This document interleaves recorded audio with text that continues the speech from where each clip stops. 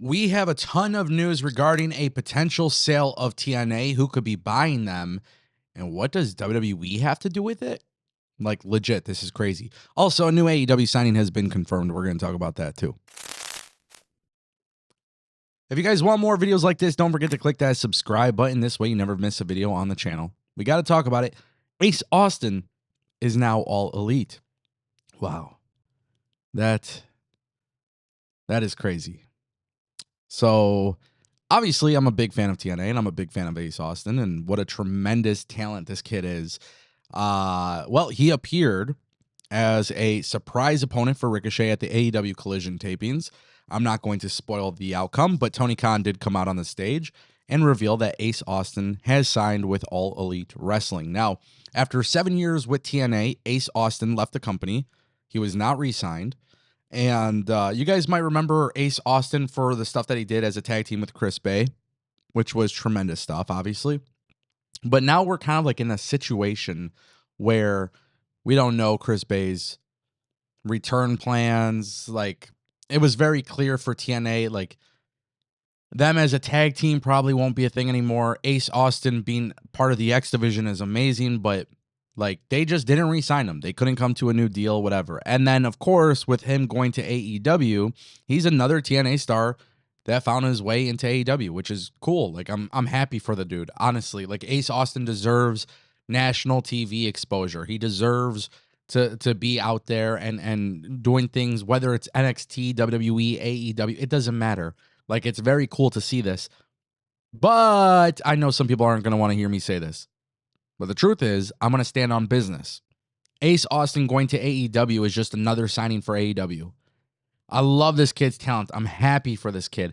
And I'm happy for AEW to secure him, right? Like, they are truly getting a great competitor and a great talent. And these are things that, like, I'm not going to exaggerate. Like, those things are very true. Especially watching, from the first time he went to Impact to now, like, just way more charisma and everything.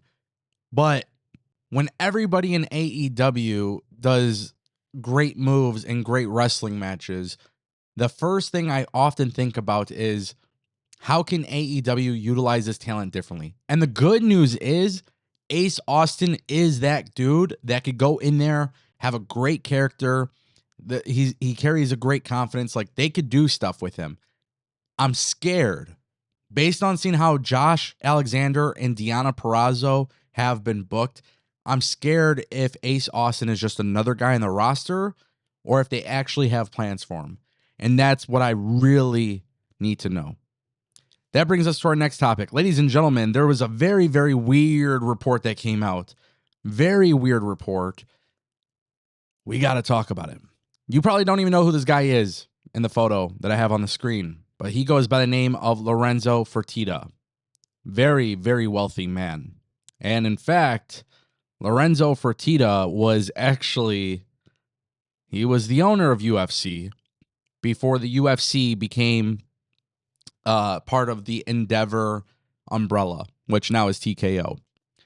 But Lorenzo Fertitta was one of the owners, and now, according to Sean Ross Sapp of Fightful Select, there are tons of unconfirmed rumors in the wrestling industry that Lorenzo Fertitta could be buying TNA. What? Okay. So this is interesting. In the report, it was also noted that his name has emerged from meetings this past week. Conrad Thompson had also teased some stuff about Lorenzo Fertitta. This is the connection to that. And there's a lot of crazy stuff. Now, right now, all of a sudden, like, there is just tons of talk of TNA being for sale.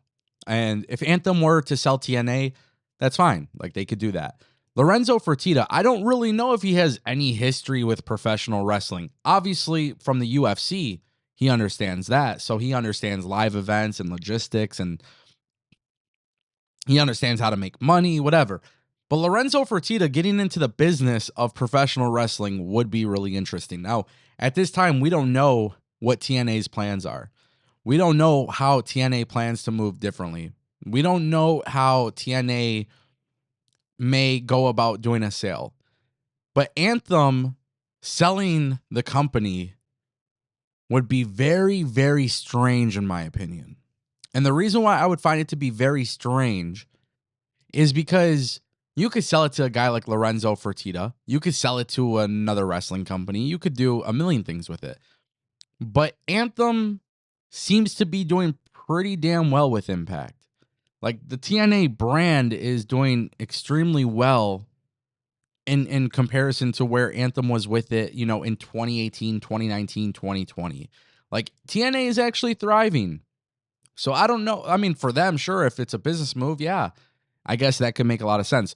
But my worry is, okay, if Lorenzo Fertitta were to buy TNA, what does that future look like for the company? And I'm not going to lie, I don't know if it would be good. I really don't know.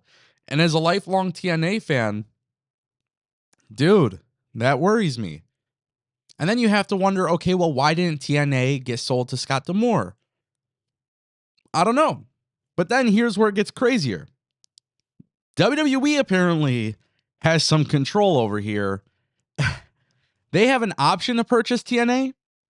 Okay, so Dave Meltzer's talking about this, which you guys know how I feel. And I'm taking this with a grain of salt because I don't genuinely believe Dave Meltzer knows what he's talking about here. But if we're going to talk about Lorenzo Fertitta in that report, then I feel like we have to talk about this because Dave Meltzer reported that a WWE source confirmed that their working agreement with TNA is similar to the deals that they had offered previous European independent promotions, which means that it included a provision that gave WWE an option for a certain length of time to purchase the company. That's insane. But the report also goes on to say that this gives WWE the right of first refusal to match any other offers for TNA. So essentially, like, if Lorenzo Fertitta wanted to buy TNA, and I don't know, let's just say he threw out a number of like $15 million or $20 million or $30 million, $100 million, it doesn't really matter. If he threw out an offer for $100 million to buy TNA, WWE could be like, oh, you know what, we'll actually match that. This seems like baloney, bro. This seems weird to me. This doesn't seem real. This doesn't seem legitimate. Something about this is weird. And that's why I had to talk about it, because the Lorenzo Fertitta report sounds pretty legit. WWE having the first right to match an offer to buy. I don't know. That just seems so weird to me. And for me, I don't personally believe it makes sense for WWE to buy TNA, so I don't necessarily support it. It just doesn't make sense.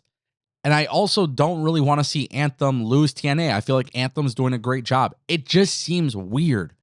This whole ordeal seems weird. But TNA very well could be sold. Who knows what happens between that and the TV deal, and there's just a lot of talk about TNA right now, but this stuff makes me very, very shaky as a TNA fan.